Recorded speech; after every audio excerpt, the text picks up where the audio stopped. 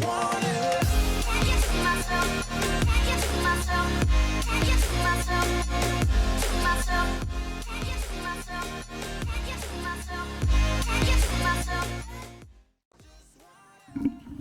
guys and welcome. In today's tutorial we're actually doing Discord.js for v14. This is a new series. If you don't know how to make a bot token and get your information for bots, go ahead and head over to Discord.js for v14 for more information on how to do that and set up your script folder. However, I'm assuming you have some knowledge of Discord bots, at least got one created. If not, you can head over here, Discord developers, create yourself a bot. You land here, add a bot, set its intent, which we have set as presence and server member. We're not doing messages in this tutorial. If you want messages, you have to look at version 13. However, that is not recommended at this time. We're going to do slash commands from the beginning this time. Also, to invite it, to make sure you generate the proper permissions, you do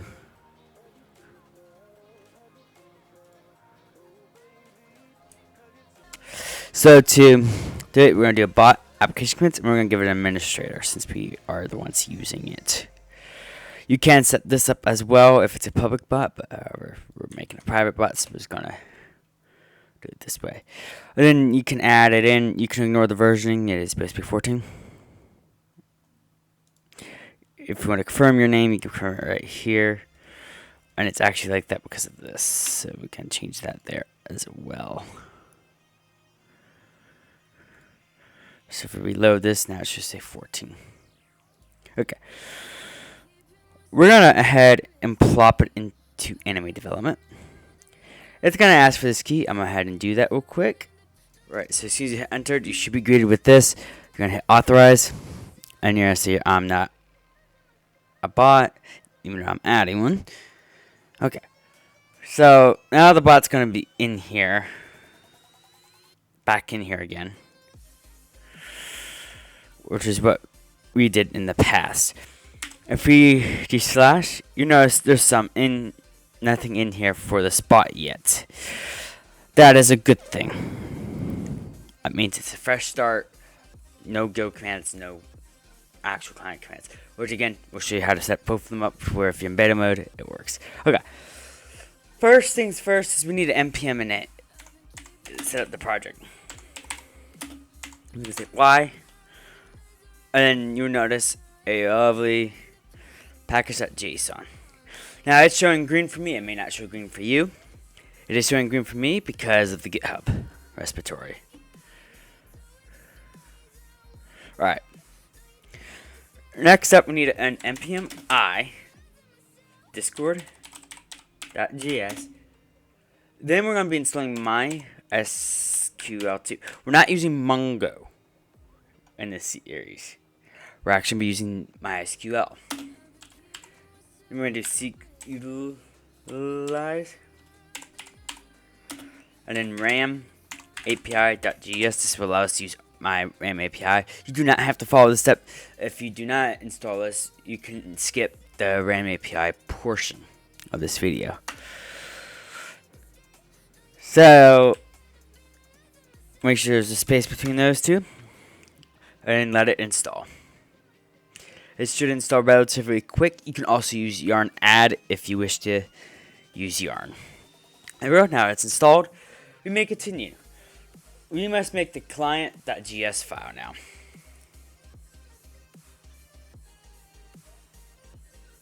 So not client.js. We must make config. Sorry. So we need a config.js file. And obviously it hates me. So we need to set up our config.js now that we actually can do so. So we're going to do config.js. And if you're wondering what to do if it does that, just hit reload or reload your Visual Studio Code. It usually fixes it for me. There we go. Now we're going to do is an exports dot token. This is where you'll put your token, preferably in a string. However, I have a token privately under a thing, which if you may have it, you can just do this as well. We're just gonna import it from our secure token file, which is not importing. So we're just gonna simply do that. So we're gonna say token, and we're gonna do our RAM API key. Or we're gonna do API key. Sorry. We're gonna export API key. Then we're gonna say RAM API key. But again, that would normally be a string if you get a key. If not, you have to use extended. Exports. That version is the version of the bot that we're doing. And I'll explain why we're not putting RAM API version in here this time in a few. We'll get to that part. 1.0.0 is the versioning that we're doing. Exports.db. This is for the database when we're ready. You can put all the information here over the database: user, pass, host, port, database name, or you can make them all separate. But in this case, since they're already an object, I'm just going to do, because if you do db dot, you see all the things already in an object. So I'm just going to pass that object in. And that should be it for this configuration file. Next is RAM API. We're going to want to do a source file real quick. So in this source file, we can create a new folder and call it utils. In this utils file, we're going to call API client. This will actually allow us to call the API, RAM API, a lot more easier in commands and all of that. So we're going to do a simple class, RAM API, which extends the API client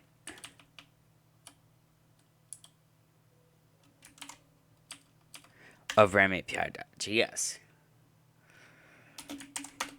This will also make it easier. So we're going to do a constructor, and then we can do a super to import our information, such as the API key. We can just simply put our API key from the config. And here's where we're going to put the version in. I'm going to hardcode the version in, because now that's in its own file in the utils, you can easily access it and change it. You can also technically put the key there, but in general terms, this will be more secure, especially if you have multiple people working on it. Then we're going to do modules.exports equals to RAM API to export to all the other files. This file is done. We won't have to touch it unless we change versions, which most likely won't happen for a while. Alright. Next up is console log. So we're going to, once again, go into here, create a new file and call it console log.js. Or actually what we can do is a simple logger.js, because this will be our logger for a console. We're going to do another class here and call it console log extends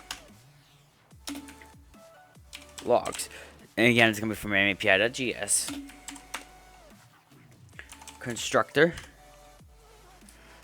And then we can simply do a super, which allows us to import our name of the bot. I'm going to say tutorial bot, since it's a tutorial bot. After that, you can simply go from here and do module.exports equals to console log.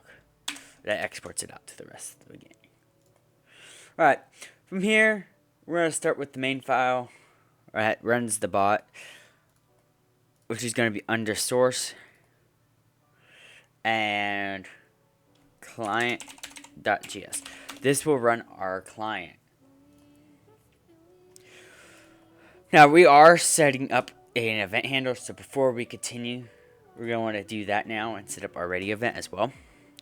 So under utils, we can actually create a new file and call it event.js. Now, I am changing how we do this. We're going to simply do a const fs equals to require node fs. And then we can also do const path because we're gonna need that. Is to require. I'm gonna say node path. Okay, so now we got those two. We're also going to create a new folder in here called events. There we go. So that we can put our ready event in that. Alright, so from here we're going to do module.exports equals to client equals to greater to. Then we're going to do const events path to path dot join directory name. This will give us this current directory, so we can just do simply // and go into events that way. Const event file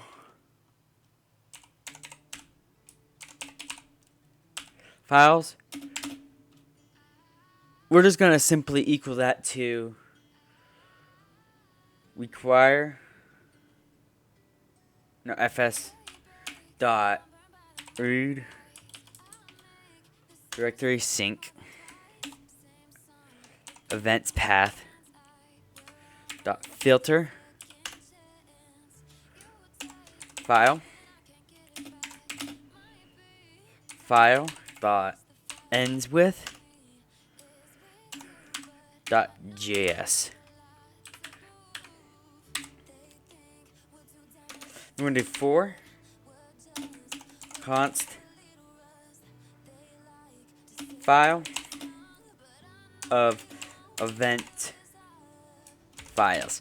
You may recognize this from our order handlers, but our order handlers are weird, and I'll explain why in a minute, why this one's better.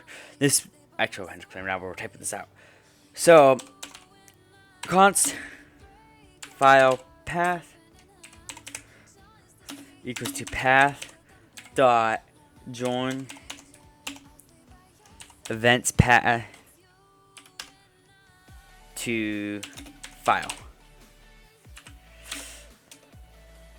Const event equals to require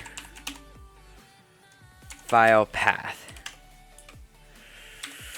Okay, here's where I'm going to explain it now. So what we're going to do is register the events here instead of the main file.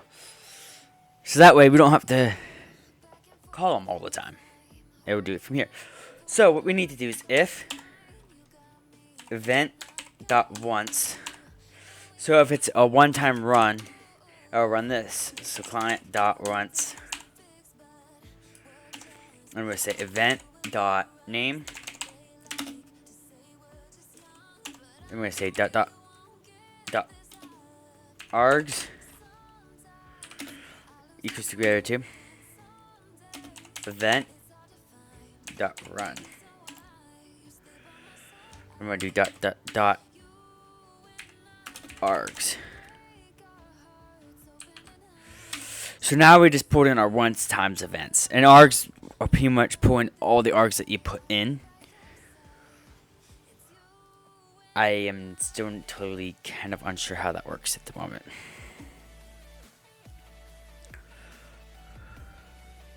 Anyways, else.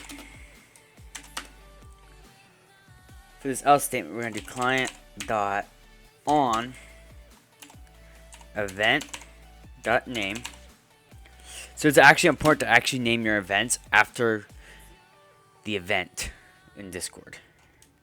Again, we're just going to pass in the args variable. I'm not sure how useful that really would be. Equals to greater to event.run. And we're going to do dot arg. Okay. So Now we have our event handler in place. We can actually go in here and make a ready.js. This will tell the bot when it's ready. So module.exports equals to this. This maybe looks familiar. We're going to do name ready. Again, this looks familiar. Again, this has to be the name of the event that you're running. You'll put runs here. Now, if it was a one-time, if you need it to run like intent, like slash commands, or whatever, it would be 1. You would see that on. It would be false. But if you need it to run it once, it would be true. In this case, this would be true. After this, we can run async run. And we can say client. That's what we need. And then just to import client variables easily.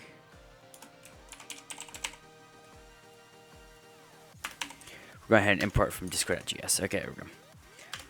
Alright, next up is we're going to head and connect to the API for connection. Again, if you're not using the API, you can skip this part. We're going to call it the version checker by calling the little class that we made in utils. Now, we'll put more code here in the future for certain things. Then we're going to say new console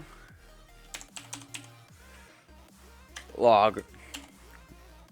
We're going to input it from the utils for that we made. We're going to do an info. And in here, we're going to say the client that user that tag is ready on version, and we can import that from config. After that, we're done with the ready event for now. And actually, I'm gonna do one more thing. This is actually purposely gonna be done. We're actually gonna take this because I finally think I know what's up with this. We're gonna take this and put it into our client variable when we're ready for it. So actually, just go ahead and just copy this into for now and leave it in there. And I'll show you how to transfer it. All right. So now we're ready for our client.js file. We're going to do another class and call it bot client. You can call it whatever you want, but it's going to extend the client of discord.js. So make sure you find discord.js's client. If you can't find it, what you can do is do const equals to require discord.js. Now import it. If you're still having trouble finding it, you can always reload. And after a few minutes, things should start coming up. If not, there it is. So now I found it. Then we're going to do a constructor. And that's nothing's in there. Now we're going to do a super to start importing stuff from discord.js. We need intents. We need to start doing that part. We could do gateway intents bits. We're just going to do guilds for now. However, eventually we'll add more. Now, just to show you how partials to register, we're going to register one partial. Again, eventually this will be different. But I'm going to register the partial that I feel like is most needed, which is users. Alright. After that, we can do start. And then we're going to put token here. Because we're going to pass token this way. Then we're going to not require the event like I normally was planning on doing. Instead, we're going to head, do that, delete this file, come into here, and paste it. From here,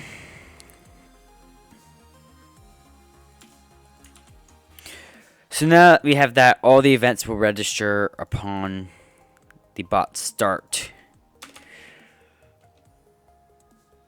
way before it even starts up. So we're going to do this dot login. Okay.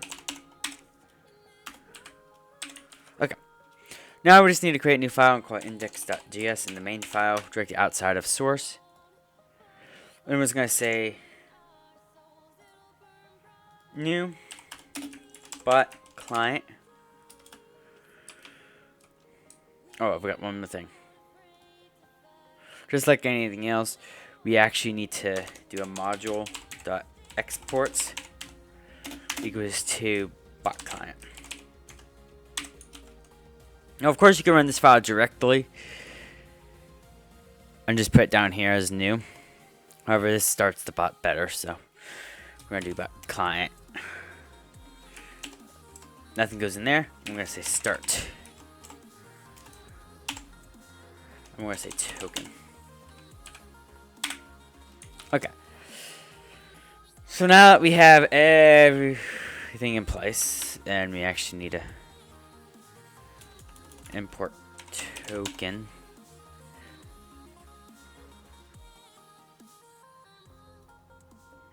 From our config.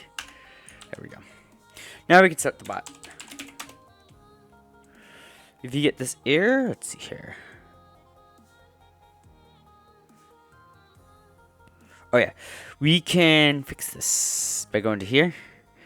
So like we did here, we're just actually gonna do simple that, because now it's valid. Oh yeah, we're also gonna need to replace client with this, as we're using a class. And there we go. We got a tutorial bot ready on version 1.0. However, it's not logging what we want. We want to log version check, and that's because Evo got this. So make sure you add that, and then you should get that log of the API being up to date. Well, I hope you guys enjoyed this video. The next episode, we'll meet our first slash command and add it in. And I'll see you guys then.